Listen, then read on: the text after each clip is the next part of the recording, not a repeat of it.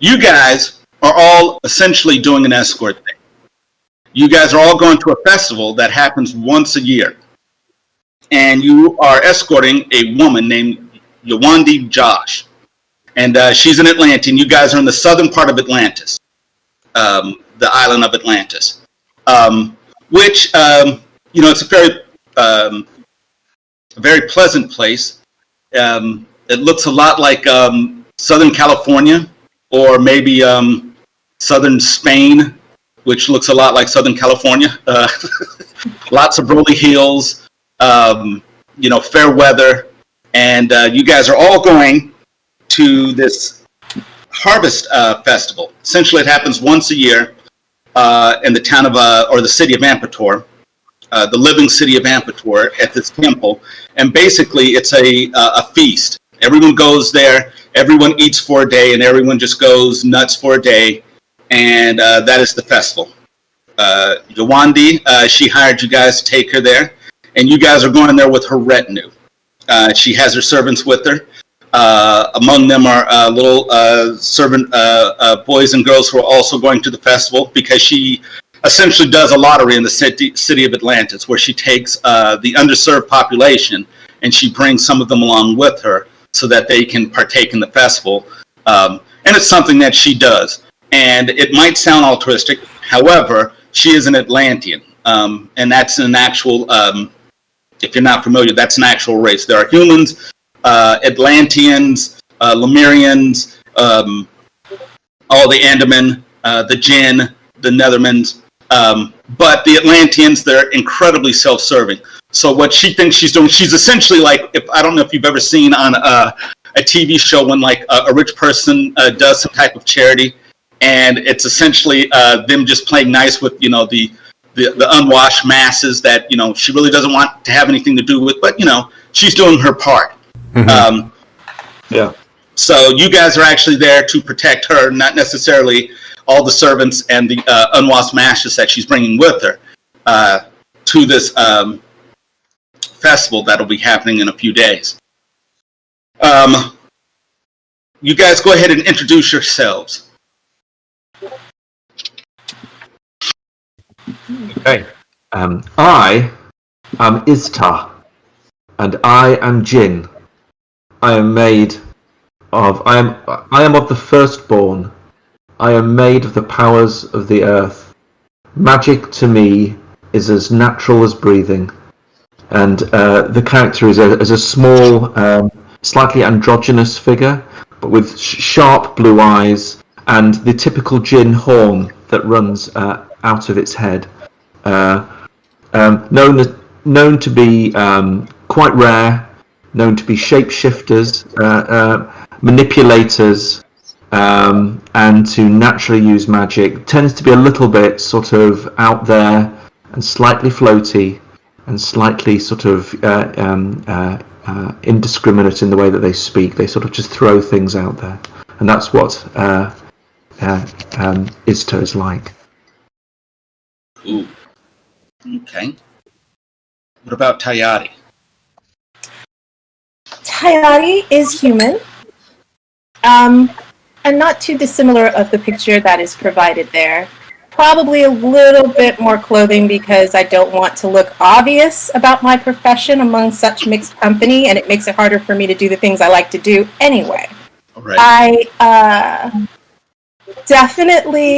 I'm known to get along fairly well with people, but I am definitely Captain Obvious. I will point out that thing that we all see and know coming right at us. Apparently I'm wanted in several countries, but not this one currently. Give me a minute.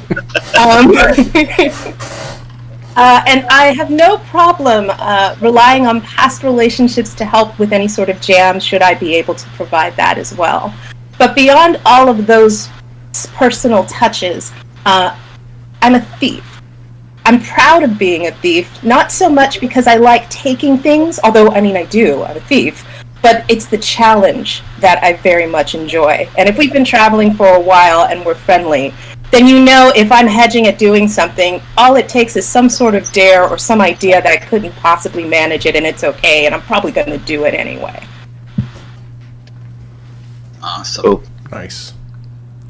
And then we have Rygar. Yeah, Rygar, he is very loud and has no problem telling Tawadi that he is much better of a thief. So much better that he's given up thieving. It's just too easy for him. Now, his definition of thieving is a little different than yours, probably. His definition of thieving is probably a lot more along the lines of Conan's definition of thieving, of killing everyone between him and what he wants. He's taken it at that point. He also, I mean, he evidently right now, he either wants the prestige or the money or something, but he definitely does not like their employer or any other Atlantean. He is a beast man, a Nemean lion. Yes, Nemean, and is not ashamed about it at all. And so, yeah, he's very brash and in your face, and he probably has to get the money because he gets into a lot of trouble. Awesome. Love it. All right. Well, Yawandi, Yawandi George, she is on a palanquin. She has servants who are carrying her on this palanquin. The palanquin is incredibly ornate. So ornate, in fact, that it would probably take a year's worth of your guys' wages to afford this thing. It's gilded in gold and lapis and orichalcum. It has, a retractable top so that she can have the sun and bask in the sun. As people carry it, there's the orichalcum scintillates in the sun. When sunlight touches it, it just kind of just starts to glow. She's covered in all sorts of jewelry, makeup, heavy coal under her eyes. Her face is painted orange and blue paint upon it. Precious stones have been ground into the makeup so that it actually glitters as well. So there's sapphire and the blue and the orange. Gosh, I'm not even sure what kind of precious stone you would put into that. Maybe some type of ruby to give it sort of a different hue, or maybe an onyx, or what is that one orangey stone? Cat's eye? Sure, we'll say that one. Good enough for me. Okay. But yeah, and she talks about herself in the third person, and when she addresses you, she never even really looks at you. In fact, sometimes she doesn't even acknowledge you so much as she acknowledges one of her servants to tell you guys what she wants, even though you're standing right there. So working with her is it's literal work. You have to work to engage with her. Where are you guys at in this retinue as you guys are making your way down the path toward the living city of Ampator? Quick question. She doesn't engage, but does she pay attention? She doesn't. It doesn't look like it because she's heavily involved in herself or whatever she's drank or taken that day. She is always medicated in some way because in the game of Atlantis, all Atlanteans have a vice. And the vice could be, your standard vices of alcohol or some type of drug, or it could be a vice such as gambling or just something that they focus on and they have sort of a fetish for. So it could be anything, but they always take it to the extreme. Usually what they do is they will just, whatever their vice is, they will turn it up to 11 and then break the knob off because they just cannot stop. So that's what they do. So her vice, we're just going to say that, her vice is some type of psychotropics or something. So she is here, but she's not here. And sometimes she's hyper aware, we'll say, just because of the nature of the stuff that she's taken. So is she 100% aware? Yeah, probably not. If you're up to some type of tomfoolery or skullduggery or chicanery or anything like that. So So yes, what is Tayati doing in all of this? I think she's doing her best to mix with the retinue. Okay. Not too far away from her, but close enough where if something were to occur, it would be just a jump and a flip to be right there. Okay. So she's kind of in the middle of the retinue, so I'm assuming you are as well. Yes. Okay, cool. And I'm mostly looking out for other people like me You're doing what, who might sorry? want to take advantage of this retinue. Okay. Fair enough. Okay. What is Ista doing? The gym.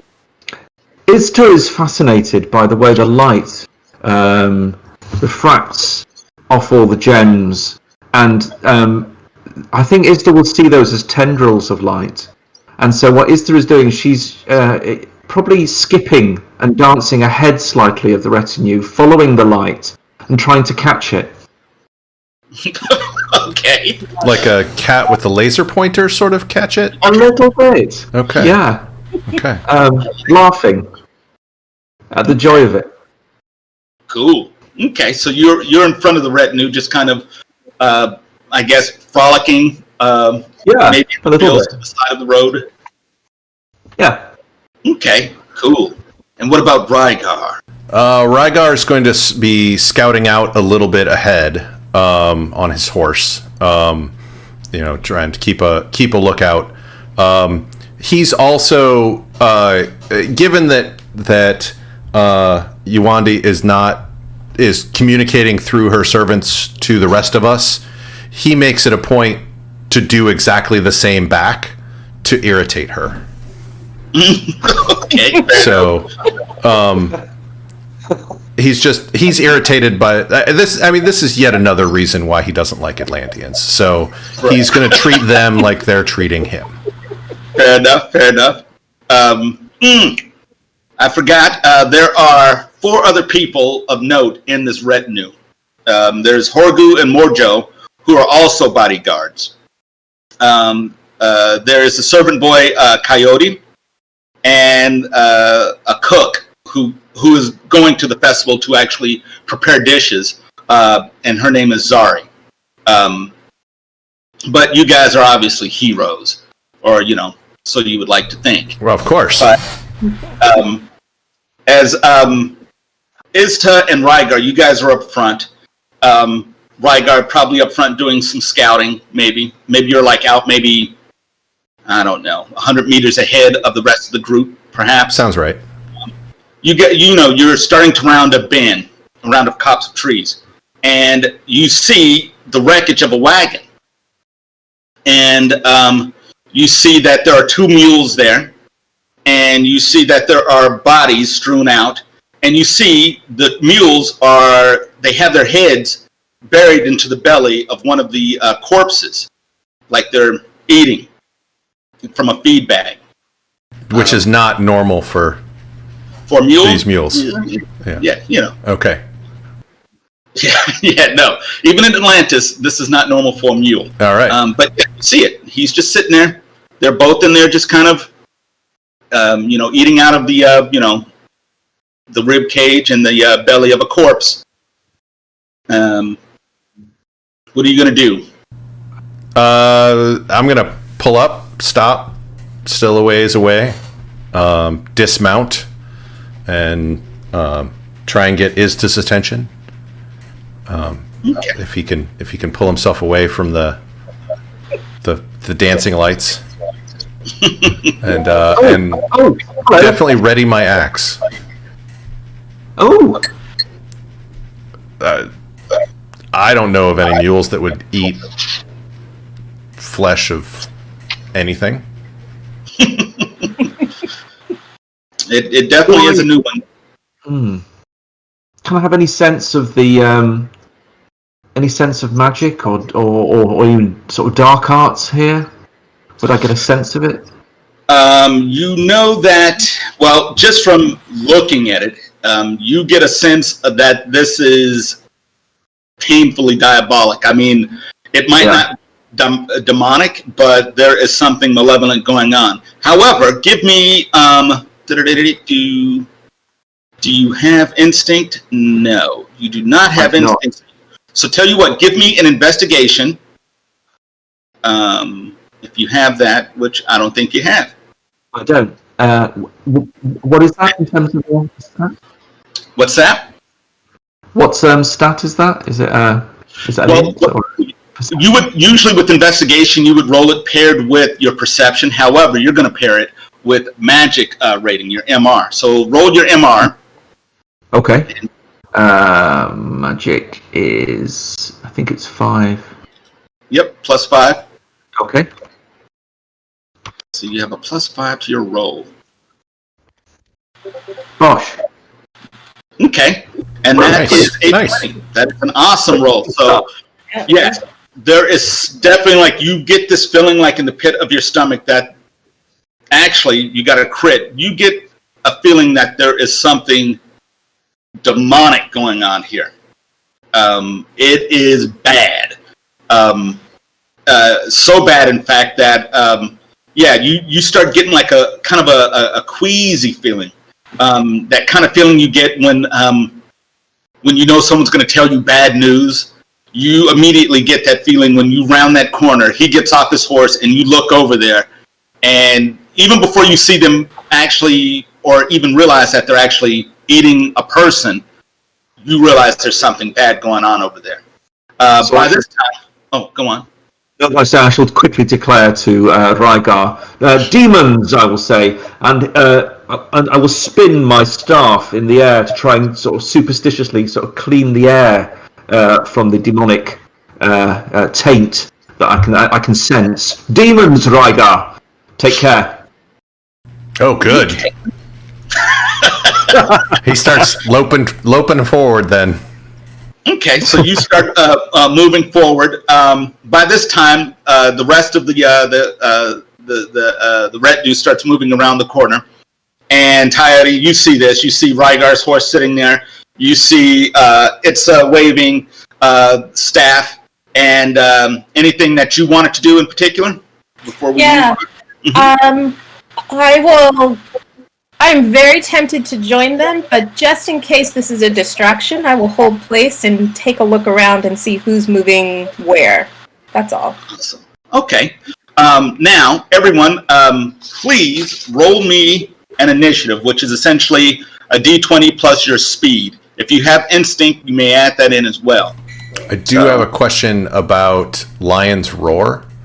It says, when used to instill fear, those opposed to the hero must make a will roll with a DOD, and then the sentence kind of ends. What? Sorry. Impossible.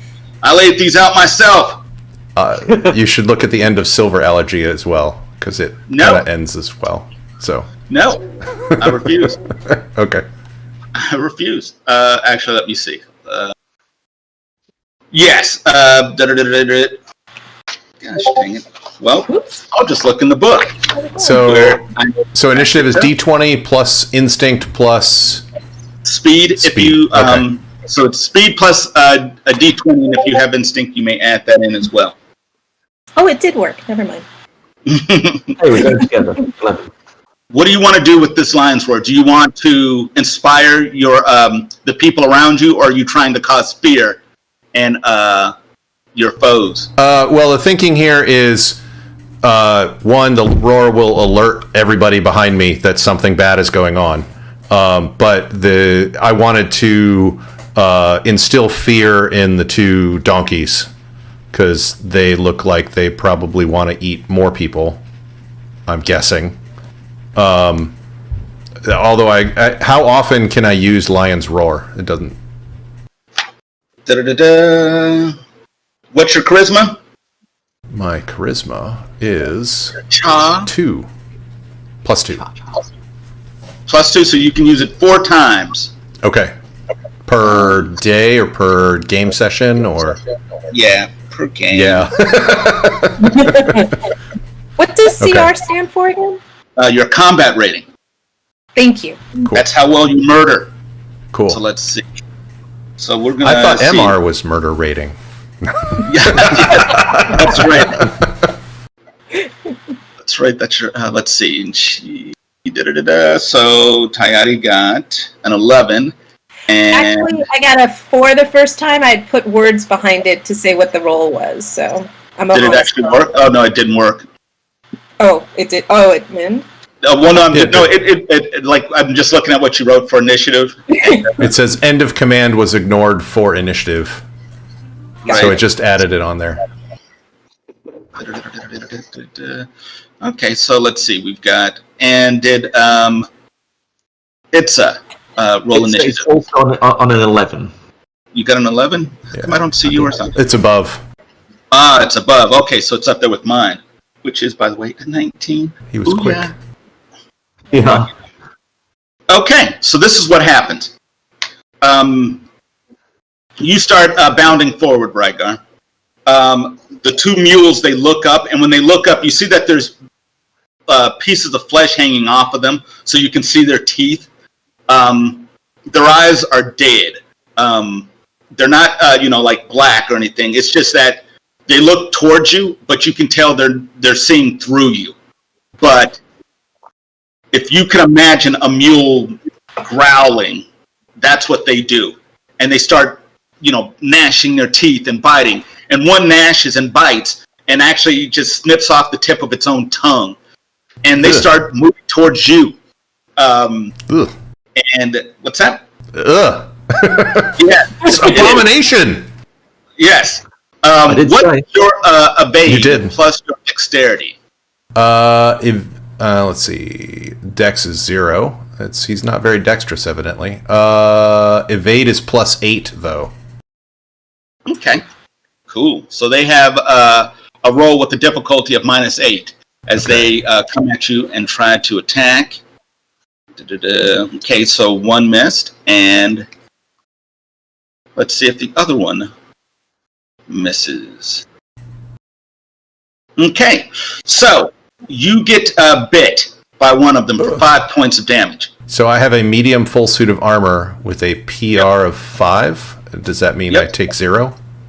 Yep, you Okay. take the 0 because right. you have a protection rating of 5. Yep. So both of them kind of like move up towards you, and one, that kind of moves its head and bites at your arm. You manage to just basically parry that away, bat it away with your axe, and then the other one kind of gets you on the side and just kind of shakes a little bit, but you pull away from that. You can feel the pressure, but it didn't draw any blood or break any skin. That was on 19. Good. Then on 13, Rygar, what are you doing? Rygar, so I have a talent of cleave. What does that do? Basically, you can try to go through all of them. You can try to... That is exactly what I wanted to try and do.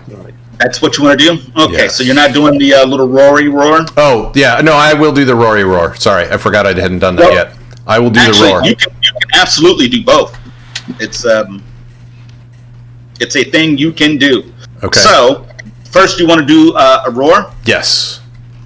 Okay. So Give me...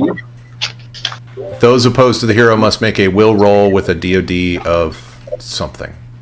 Yep. What is your charisma? That's twice your... Charisma is +2, although with beast language, I don't know if that would work. Nah.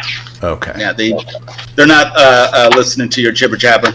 You're This wouldn't be a essentially- social interaction with other beastmen, so that wouldn't work either. Okay. Yeah. So 2. Okay. Cool. We'll roll. Cool. Actually, it's going to be -6 because it's triple your charisma. So, oops. And we'll just do one roll for both of them. And both of them get a partial. Okay, so you guys hear this roar goes out. And it does kind of stun these things. Just the sound, the presence that you have there. Even though these things are some type of abomination, they do take heed of you and now are wary of you, and now they have penalties to their rolls because of you. That was your first action. Yes. Second action, would you like to do some cleaving with your swordie or your axe? Yeah. Yes. Okay. I'll be a little overconfident and try with the cleave, even though it's probably not as likely to hit. I'm not sure. Don't say that. Okay, I won't. You're the best. I am the best. Yeah. Okay, give me a roll minus 10. Your melee roll plus your combat rating minus 10. Okay, melee roll plus combat rating. And then do let's see, is there any other skill that would go with that or no? Nope, just your melee, which is a skill. Oh, right. So melee plus combat rating? Mm-hmm. Okay. Which should be giant. 14. Yeah, so I have You a should have plus 18. 8. So I have a plus 18 minus 10, so... Wow. 13. barely I know, make it. well, that just shows how awesome you are. Yeah. Even with the terrible roll, you're still... Full success. Yes. Wow. Okay, so let's see. How much damage do you do with this little axe? You do 11. 11. Okay, so the first one you cut into.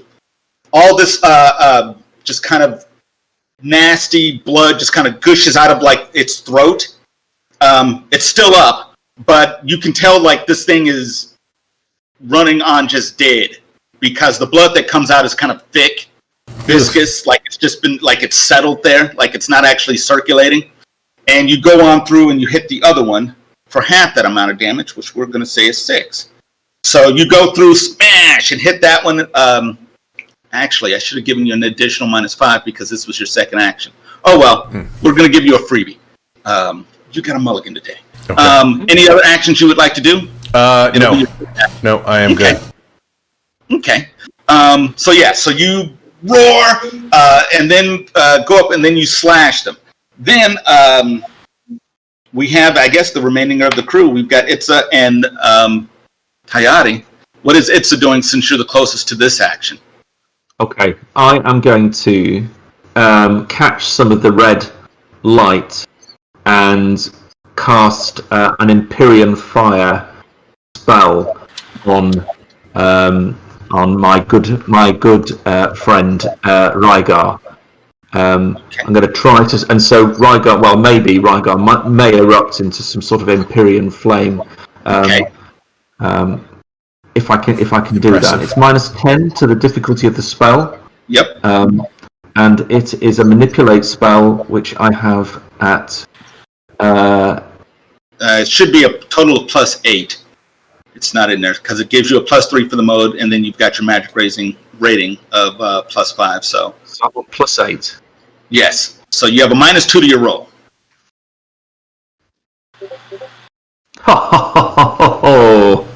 Wow. Is that right? Is that right? Have I done it wrong? Yep. You went the other way. You gave it should be a -2 to your roll because you have a +8, but it's a -10 to the difficulty, so you have a -2. If that makes any sense. So that would still end up as a 17, right? A +15. Do you? Am I looking at the right character sheet? My manipulate mode is +15. Oh, okay. So I need to go back and rejigger this character. So yes, you have +18. So yes, you're good. Yes, you did incredibly well because you have a. I do. I'm good at this. Roll. Yeah. Yes. Yeah. So yes, you crush it. So how does it look? How does this spell look as you cast it upon Rygar? I catch I catch tendrils of red light and just project them across to Rygar. The top of his head just erupts into this sort of pillar of powerful flame and fire. On a straight roll, that gives you a +5 to your melee skill. Nice.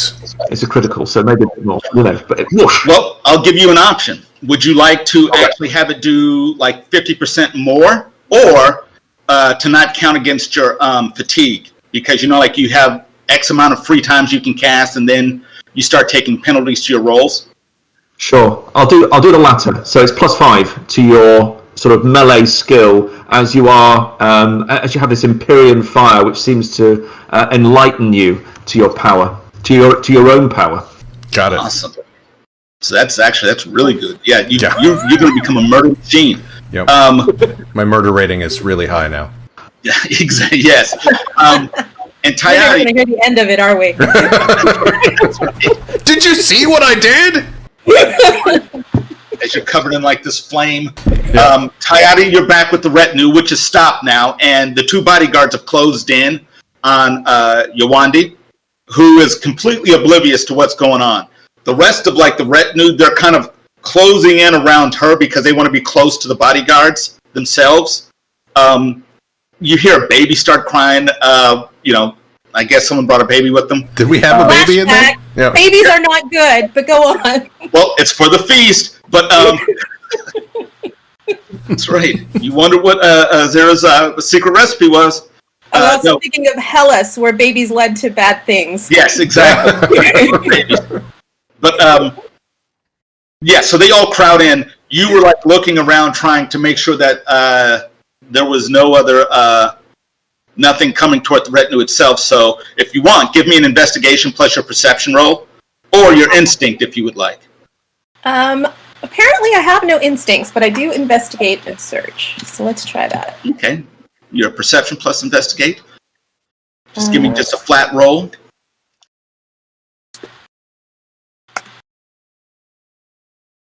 Not great. That's great. Well, it's better than a 1, so it's a partial though.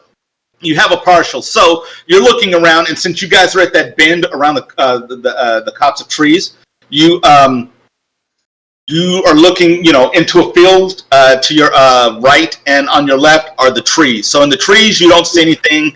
Although people are pulling away toward the field, they're trying to, get some distance. So if anything is coming out of the trees, they'll have a little bit of warning. And the field, it looks pretty safe to you. So that's what you get. Okay. Anything you want to do with that, or? No, I'm annoyed that I'm not where the action is, but somebody's got to stay and keep an eye on her. And it's not going to be Rygar. No. And it's definitely not going to be following the light, so it's got to be me. Yawandi addresses you, Tayani. You, servant, why aren't we moving? Why aren't we moving? Why? Are we moving? We can see them from where we are, yes? Bring me some wine. You. And she kind of taps you on your shoulder. Be a good boy and bring me wine, please. Wine. I grab one of the other servants. Tell it to bring me some wine. What did you say? I grab one of the other servants. Do your job. Yeah. Do your job. Okay. Yeah, one of them rushes over and grabs wine. I don't think that boy understands Atlantean. And she starts speaking in a different language. She goes through 6 languages. And just, trying to ask for wine from you. Is it mute? Oh, this poor thing. Here. And she reaches into a pouch, a purse, and gives you a coin. There you go. There you go. You poor soul. Speaking Poor louder. soul. Yes. And she kind of after she taps you, she moves her hands over, and a servant kind of washes her hand off. Love it. I'm not going to feel bad about what I'm going to do to her later. Okay. So then we go back up to the top of the round. Awesome. These beasties are shaken because of your roar, which is going to give them even more of a penalty to their rolls to attack. Good. So they will attack and try to put the kill on you. Let's see. What is that? So -6. You had a -8 because your evade was an 8. My evade is indeed an 8. Yes. Okay, so one bites its friend and bites the other mule. You can tell they're frustrated, and so they kind of turn on one another and start biting one another. They turn on each other and start biting each other, and you see they kill each other. Essentially, they just start biting on each other and just they're rending out chunks of flesh, and they both collapse, and even as they collapse, their heads are lolling about, and when their heads when their mouths find purchase on the other beast, they take another chunk out. Even as they're dying, they are eating one another, and then they just expire. Ugh.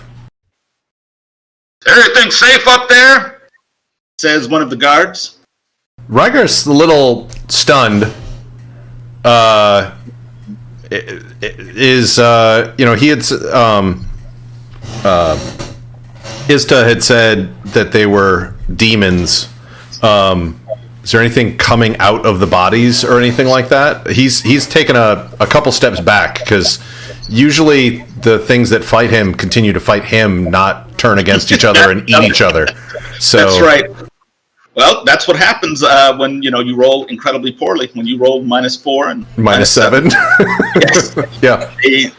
So you step back and you're looking at these things. You see like their bellies kind of like are swollen, but maybe like you see that one took a bite out of the belly, which lets out all the inside gases. It's distended and kind of swollen, but now it just kind of pops like a balloon and lets out like this really rank, wretched gas.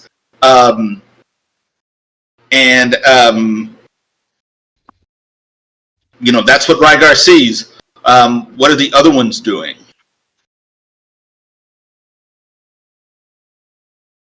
I will boldly head forward and check out the wagon. Okay, you look at the wagon and you see that it looks like they're also pilgrims. They look like they're probably merchants. Maybe they seem like they're maybe middle class, so probably merchants, because they have a wagon and they look fairly well maintained and dressed, besides being eaten by mules. And in fact, when you see them, you see that maybe one of them, like you see maybe one of the wagon's kind of turned over, but there's a woman trapped underneath the wagon. But you see that she is biting on the leg of another corpse. Or she's dead, so she died biting another leg, and it's just an insane scene that everyone here sees of just some type of you don't know what to make of it, except that it just looks like everything here was trying to eat each other. Okay. But it's just off to the side, Tayari, as you guys are moving up now, you see that there was a campfire over in the field where it looked like they had made camp. So it doesn't look like this happened like days and days ago. It looks like it was recent, like maybe even happened last night or this morning. Would rolling tracking give me any additional information? What's that? Would rolling tracking give me any additional information? Absolutely. If you'd like to make a roll. I would. Rolls are always encouraged so that I can, give disinformation. Wow. Okay, that's a pretty good roll. So I will have to give you some type of pertinent information. It looks like with a 22, it looks like you managed to track around and find that it looks like at the camp there may have been 5 people plus the 2 mules at the campsite, but you only see 4 bodies. Here, you find one in the field that looks like it may have been like maybe the first victim of one of these mules out in the field. And you see one that's deeper into the woods of the. You see that body and the 2 that are near the wagon, plus the mules. But you're missing 1 body. I will absolutely make it a point to swing forward and let my team know this information. Okay. Somebody still moving. The balance of powers today are unusual. That's what you get out of Ibsen. Yes, she says. Rygar, are you going to glow for the rest of this time? Don't I always? No. Absolutely. Do I even no. notice that I have this big giant crown of fire on my head? 5 minutes of glowing, and then it will start to fade and sputter. Yeah. Yeah, I think you get like 5 minutes out of it. I think a decent amount of time out of that thing. So the retinue starts moving up. One of the bodyguards, which is named... what's his name? Horgun Marjo? Yeah. Horgu? Yes. I'm trying to open up my little file here. It's not cooperating. Oh, you computer. That's why I printed it out as well. Yes. Wise man. Giorgio, he's like, is everything okay up here? Can we move on? We should probably burn these demon-infested bodies. But why are we burning people? Did they do something wrong? Yes. Burn them. Burn them. Burn them all. Let's continue on. Why aren't we moving? She says. And turning to Tayati, do you have the tracks for the other one? Yeah. Can we try and trail this missing one? I'd love to meet them. It looks like it goes up the road, further up the road. Right. As we move ahead. Got it. Okay. And maybe with like your crit, since you rolled a 22, that it has maybe a very distinctive sole on the shoe. It's not just a normal flat bottom like leather sole. Like maybe it has a heel on it or something. I'll try to point that out to both of them if I can find a track that's decent enough to be able to illustrate. Some heft there. You're looking for this type of shoe, sort of a heel. This is unacceptable. I didn't want to eat pork tonight. And as these bodies are being burnt. Get me the cook. I want to complain to the cook. Where is the cook? That's Zari, right? Zari, yes. Yeah. And I'm Zari going to try and make sure that the caravan is moving around this swiftly as possible, because yeah, absolutely. The caravan wants nothing to do with this. Yeah, I cannot hear Yawadi complain anymore. Okay. It's not that I want to make her comfortable. I just don't want to hear it. Okay. The little servant boy Coyote and maybe Horgu, they take it upon themselves to start taking care of these bodies. They take the wagon and they essentially make that a pyre to burn the bodies on. So they spend probably an hour, doing this. And, there's maybe someone who's like a lay holy person who goes out there and tries to give them the last rite, and then they just set it on fire. And Yawandi's complaining about, 1, not moving, 2, where's her wine, and 3, she doesn't want to eat pork. And what are you guys doing in that hour while they do this? I don't want to be a murder hobo, but I do want to know if there are things that are identifying among those who are about to be burned that may be significant.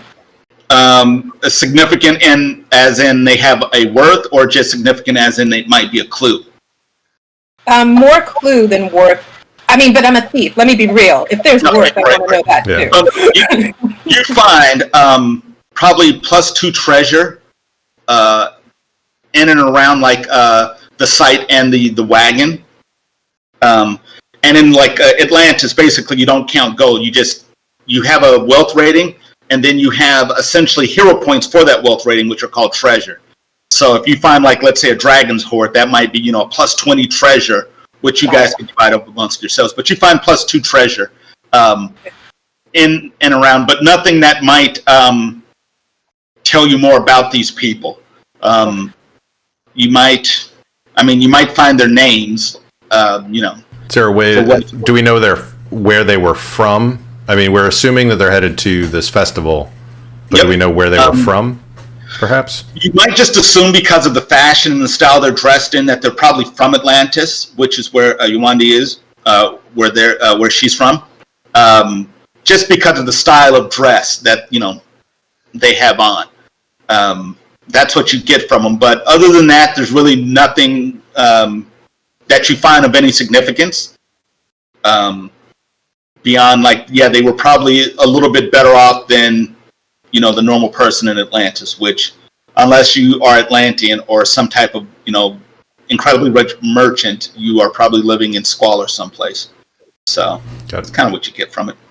So nothing that would make them huge targets or anything like that. No, they are very normal, I guess. There's nothing about them oh yeah, this is rich noble such and such who was railing against demons the other day. These are just I don't know, bread makers probably, we'll say. Maybe it's a patisserie chef and her husband. That's unfortunate. Yeah. What does influence do? Influence is how you manipulate people, how you influence them. So if while she's complaining, I try to get people to start talking about her mercy and what a great thing it is that she's taking time to take care of these poor souls to try to change the energy of this while we have to wait for the burning. Is that a possibility? Absolutely. Absolutely. You're trying to influence her? I'm trying to influence the crowd, which I hope will influence her if they start praising her. Okay, give me a roll -8. -8? Yes. My Because influence essentially you're trying to 10. influence her through the conduit of the people around her. So it's a +2. Is that with charisma bonus too? Yeah, did you add in your charisma? Oh, no, I did not add in my charisma. Thank you. Yeah, throw that in there as well. This is what you do. I do. Okay. Awesome. So she goes, I'm such a good person. Like the whole crowd is oh, praise your mercy, praise your generosity. I deserve some cake and some wine. I would like both, please. Cake and wine. And you can give some to those things over there. And she points to everyone that is not her. those can have over there. Yeah, some of the cake. No, not that wine. No, that wine. And which is still a cut above any of the wine you guys drink. Right. But maybe Zari comes around with a cup, hands you the cup, pours some wine into it, or maybe it's even like a shallow bowl, and each one of you guys get a draught of some of her fine Atlantean wine, some of her low end Atlantean wine, which is still high end for us. Right. Exactly. Yeah, top shelf. Yeah, Ty exactly. will come by. You guys are welcome to call her Ty, your friends, and go, you're welcome. But people do. They do thank you, Ty, because they get to have some of the wine. Oh yes, thank you very much, Ty. I couldn't right. stand any more of her complaining. I'm such a good person. I give so much of myself. Perhaps if I give too much, there won't be anything left of me soon. I will have just given it all away to you people. And that goes on until the night. And then she takes a sleeping potion, goes to sleep that night, as you guys make camp probably a few miles on. And your night goes by peacefully. Nothing happens.